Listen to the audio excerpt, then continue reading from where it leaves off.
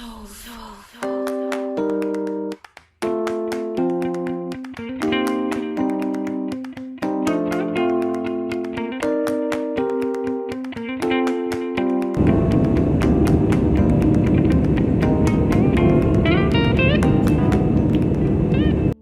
guys, welcome back to my channel. So in today's video, I'm gonna show you how to cook chili oil, chili paste, or chili garlic oil, or whatever you want to call it.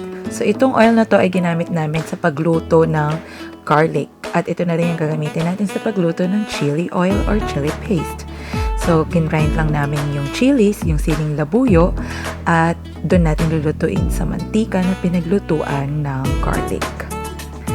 Ayan. Lalagyan lang po natin ng white vinegar and then let it simmer.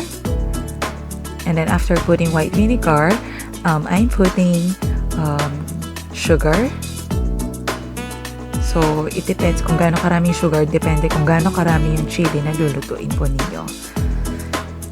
And then salt. I'm using rock salt kasi kesa sa iodized salt kasi mas feeling ko mas yung tansya ko yung alat niya. And then, habang nasisimmer siya, I'm also putting the ground pepper and the whole pepper. I advise na ground pepper na lang yung gamitin nyo kasi yung iba ayaw nila na may buong paminta silang nakukuha, diba?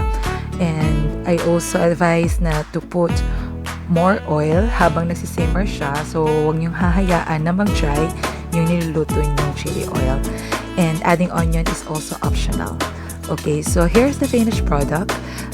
Mas ma-oil siya and you can transfer it also sa glass jar like this. So thank you guys for watching.